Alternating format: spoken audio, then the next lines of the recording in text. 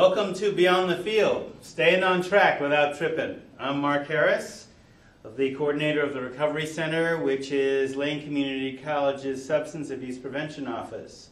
For a while, I've been at Lane Community College on nearly 20 years, and in the early days, the league rules for all the leagues that we were part of used to actually require at least 1 hour drug talk with every team, and then the league relaxed those rules, and we found that the problems continued to grow. So we created this talk, Beyond the Field, Staying on Track Without Tripping, specifically for athletes.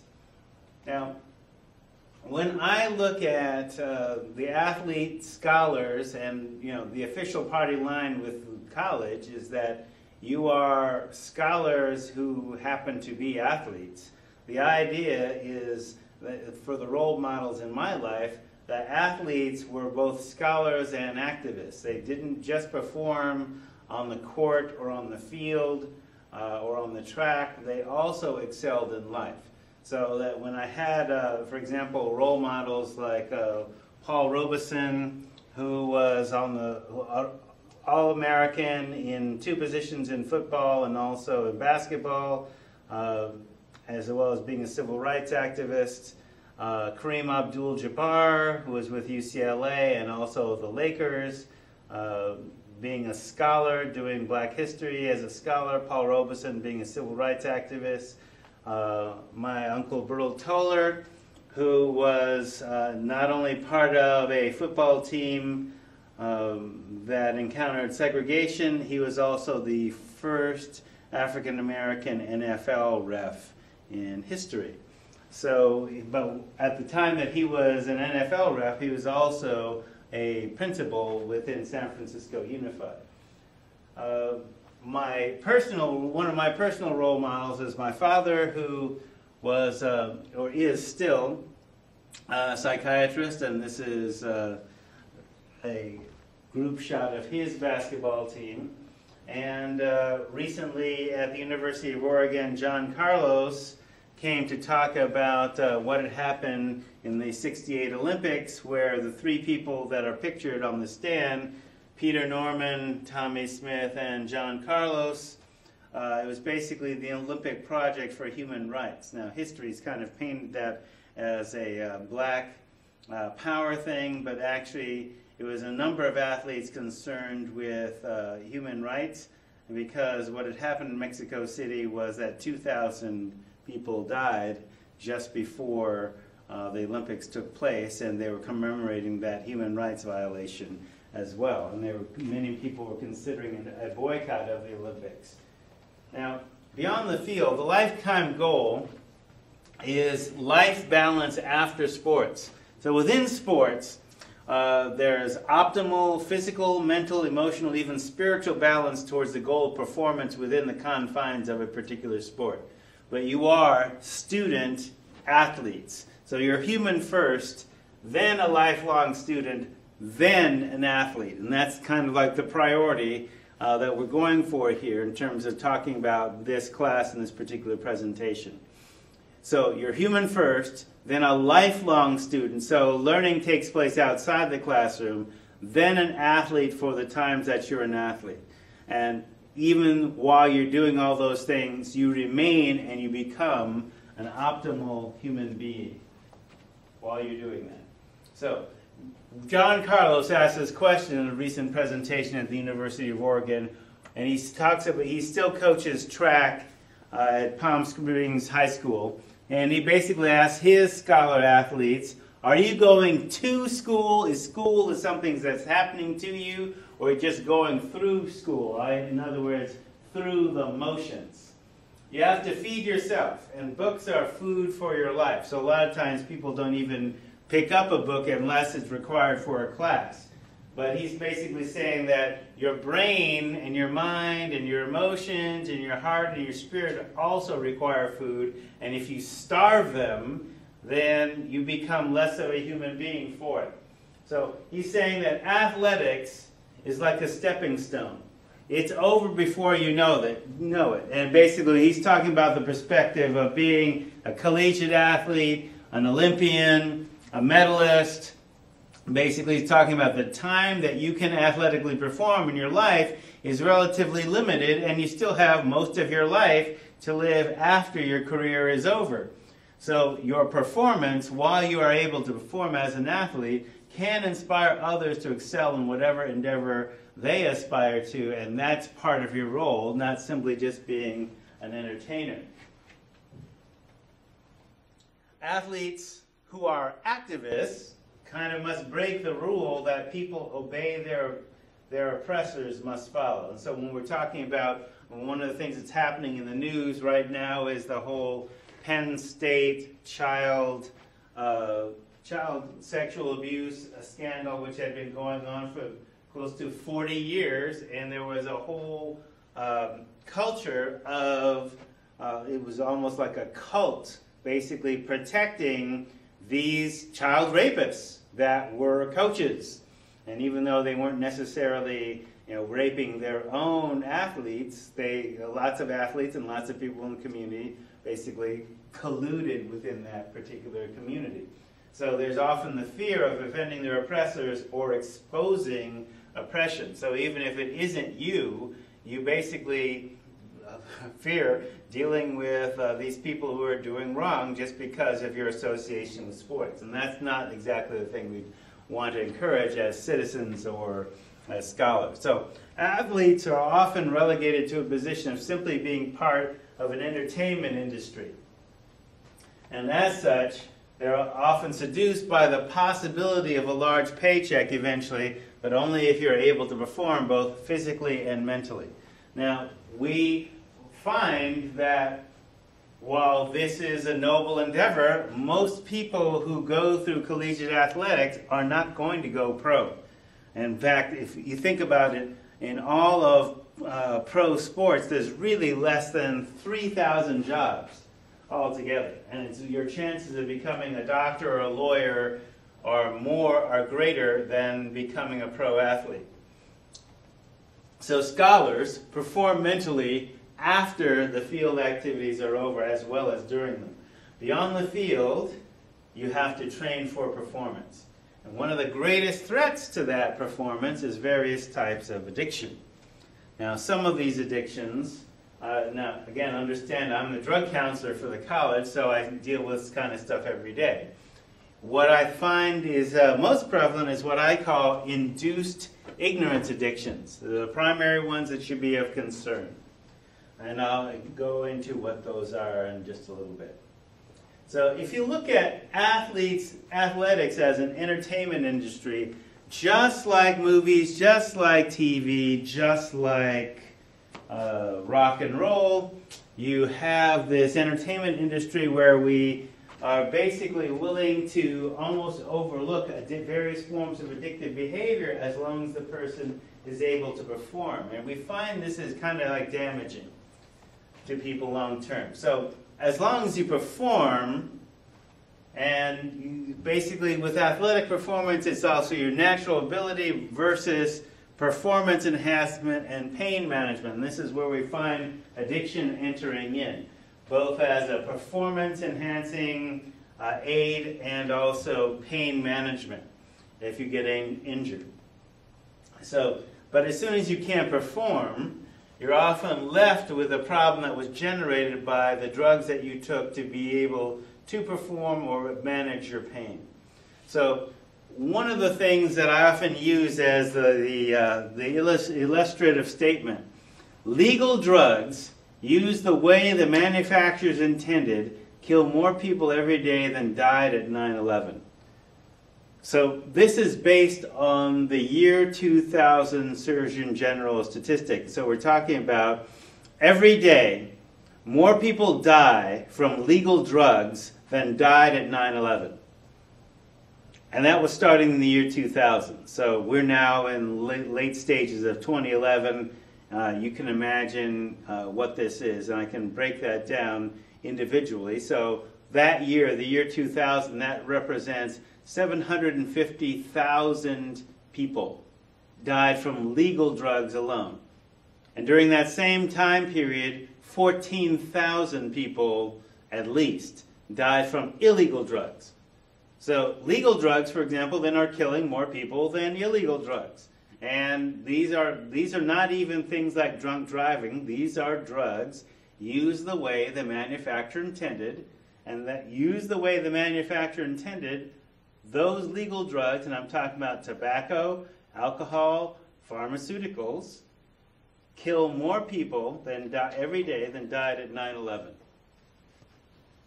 So, the level playing field, so to speak, is filled with tiger traps. That is, there are predictable pitfalls that people run into in terms of dealing with addiction. So the goal is living without being strung out. And the steps to doing that are staying within the lane that will get you there, so to speak, to use the track image that will get you there without being strung out or hooked. And the catch is you might, of course, already be hooked. So there are two types of addiction. Ingestive addictions, and things that you take into your body, drugs, alcohol, food. And process addictions, things you do with your body and mind that engage your brain reward system. So things like gambling, internet spending, video games, over-exercising, some forms of bodybuilding, some forms of religion, two types of addictions. Now, the purpose of an addiction, broadly speaking, is to cover up or obscure an internal emotional process, positive or negative. In addiction, the emphasis is usually covering up rather than experiencing, resolving, or transforming that process, positive or negative. Now, if you were taught how to safely do this yourself, you wouldn't need to gamble, have sex, sex addictively, drug use addictively, spend, eat comfort foods, overwork, procrastinate, all these different forms of addiction. Addiction is goal-oriented. So, purpose of an addiction is to cover up an internal process, that is an emotional process, positive or negative.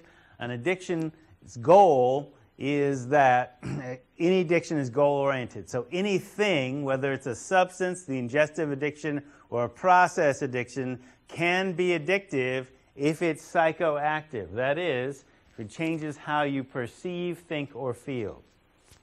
So it's also true that nothing must become addicting. So the goal is brain reward, either pleasure or the absence of pain. So addiction then is characterized by tolerance. You develop tolerances for how long you can be online. It grows and grows, for example. Tolerance. You need more of the either substance or process to get the same effect. Dependence.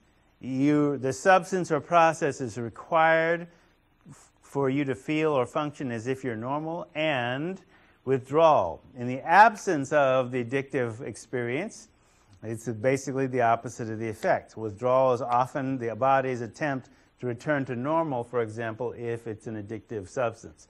Now, where a lot of athletes, for example, might get into trouble is if they get prescribed pain medications and become physically addicted to them. Now, the doctor, as long as you're under a doctor's care, you're not an addict, you are a patient. But as soon as you start using the substance outside of a doctor's care, or start using the substance in a way that the doctor would not prescribe, you become an addict and you actually start seeking more and more of the substance outside of a doctor's care, and then you become an addict. So addiction is goal-oriented, whether it's substance or process. So nothing must become addicting. Goal is brain reward, and characterized by tolerance, withdrawal, dependence, and eventually withdrawal. So the definition, you notice, in terms of an addiction covers sugar, salt, food additives which affect mood. So for example, the ingestive addictions, so whether that's alcohol and drugs or food substances. So you have to look within food substances that certain things within the food are used as drugs, like sugar and salt. Also sodium, and you also need to look hidden behind the chemical names of the substances on the label. Sodium is salt, dextrose is sugar, high fructose corn syrup is sugar, and those things have an effect as well. Caffeine products, caffeine, coffee, theophylline, tea, theobromine, and chocolate. These are all xanthines, which are vegetable-based stimulants. Amatein and yerba mate. Tobacco, alcohol, and pharmaceuticals. So these are all basically within the ingestive addiction drug category. Gambling, internet day trading, shopping, overspending, chronic debting, video games are some examples of process-style addictions. And then when we get into the underground economy, or some people refer to it as the informal economy, those drug substances. So again, nothing must become addicting, but if you have to lie about it, it's probably an addictive process for you. And, the question can be, in terms of addiction, can you give it up for 6 months to a year or 3 years for starters? If you can't, well, then how about a detox period? 5 days to a month, maybe 6 weeks. And so these numbers are actually what we found to be true in terms of doing medical testing, in terms of brain functioning returning to more or less normal. So the idea is, when you give up a substance, can you give it up for at least 6 months to a year or 3 years in case of, for example, the amphetamine class of drugs. And if you can't do that, then try a detox period of at least 5 days to a month or more. And this can apply to some process addictions as well. So in looking at this school setting that we're in, academia, performance-enhancing drugs is one of the things that we see often in sports. Pain relief, stress relief, duplicate a win, the feeling that you get with winning something. That, in fact, is how cocaine works in the body, or actually not so much the body, but in the brain. It replicates the brain state that you're in when you achieve something or win something. That's why it often is used, particularly within the entertainment industry as well as athletics. So using drugs as entertainment for boredom, exploration, the addictive search, as it's referred to in the literature, something seems to be missing from your life, you're not sure what it is. Alcohol, drugs, or other substances or processes seem to be the mode that everybody else is using, so you explore that as well. So when we talk about ingestive addictions on the right-hand column, those are things you take into your body. Process addictions are basically things you do that not with substances, but with things you do that engage your body or mind. Polyaddictions is basically many addictions. So for example, if you talk about gambling. Gambling is a process addiction that occurs with dealing with money. If you ever have gone to a casino, you'll notice there's no clocks in the casino, there's no windows in the casino.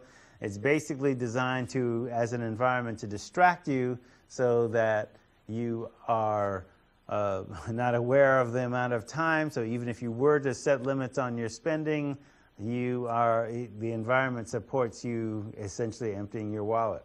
Cross addictions, this concept basically started with, for example, if you were addicted to alcohol and switched to benzodiazepines like Xanax or Valium, your tolerance to alcohol was your tolerance to Valium and Xanax, and they often meshed and reinforced each other.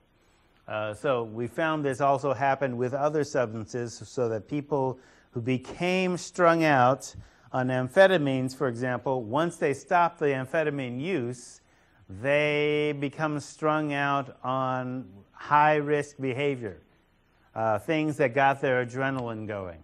And they also could be addicted to sugar and other types of stimulants. So when we talk about then also internet addictions, which basically kind of became a whole world where people spending more time in World of Warcraft or in Second Life or on Facebook than they got actually paid at a job. So they spend more time looking up their Facebook and looking at people's statuses than they would spend in the real world, then that becomes a problem for not only those people, but people in their lives. And induced ignorance addictions will show a classic example of how that works, for example, with alcohol. Relapse and recovery. We've been doing a lot of research with